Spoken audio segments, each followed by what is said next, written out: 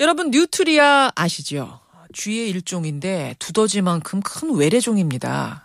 모피를 이용하려고 외국에서 수입을 했는데 실용화되지는 못했고요. 결국 지금은 우리 생태계를 교란시키는 천덕꾸러기가 됐습니다. 이 뉴트리아를 박멸하기 위해서 지금 다양한 방법들이 동원되고 있는데 최근에는요. 한 연구원이 이런 기고문을 발표했습니다.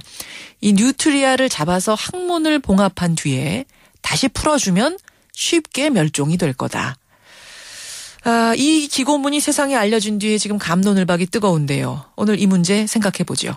부산대학교 생명과학과 주기재 교수 연결이 되어 있습니다. 교수님 안녕하세요. 네, 안녕하세요. 뉴트리아. 이거 쥐라고 하기에는 굉장히 큰데 어떤 동물이라고 보면 됩니까? 쥐가 속한 분류군에 속합니다. 쥐 목의 뉴트리아과에 예. 기본적으로 외래종이죠. 남미가 원산지고 그렇죠. 크게 자라면 한 1m 정도. 1m까지도 자라는. 뭐 꼬리를 합치면 그렇습니다. 쥐라고 하기에는 어마어마하게 큰. 그래서 별명이 괴물쥐이기도 한 이게 뉴트리아. 네. 그런데 이 항문 봉합술 기고문 읽어보셨어요? 네네 봤습니다. 그러니까 항문을 꿰맨 뒤에 다시 풀어주면 뭐가 어떻게 된다는 주장인가요? 이제 항문을 봉합하면 공황 상태에 빠져서 카니발리즘, 그러니까 이제 동종을 먹어치우는 그런 이제 행동을 보이니까 새끼를 먹어치운다는 표현을 한 것 같습니다. 절대 그렇지 않습니다. 그러니까 배변을 못하게 묶어놓으니까 그렇죠. 이 뉴트리아들이 엄청난 고통과 스트레스를 받을 거고 결국 그 스트레스를 풀기 위해서 어린 새끼들부터 해치게 된다. 이런 연구예요? 그런 제안을 하신 것 같은데요. 예. 아주 비인간적이고 반생태 윤리적인 방법이라고 생각하고요. 왜 이게 맞지 않느냐 하면 예. 뉴트리아는 기본적으로 초식 동물인데 예.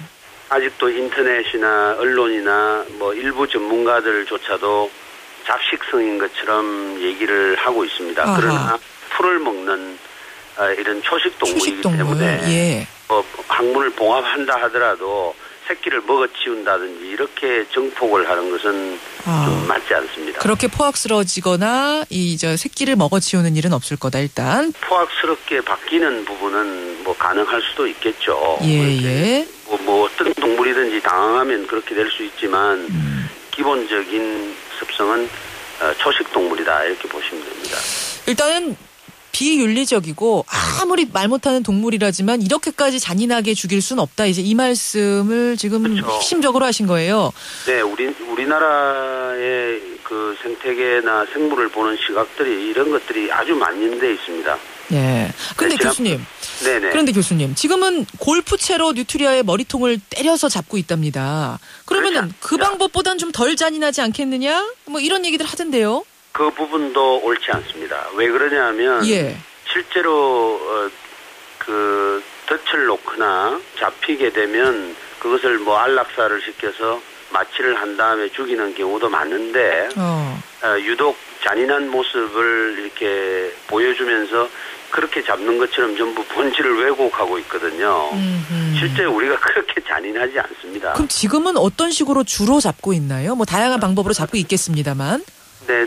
덫을 놓아서 전통적으로 잡는 방식도 있고요. 또 인공섬에다가 먹이를 넣어서 유인을 한 다음에 그 생물이 이제 들어오게 되면 다시 끄집어내서 뭐 마취를 해서 죽인다든지 이렇게 하면 고통을 최소화하면서 죽이고 이렇게 하지 뭐 과거에 이렇게 홍보나 교육이 안 됐을 때는 간혹 뭐 때려서 잡거나 굶겨 죽이는 경우도 있었습니다.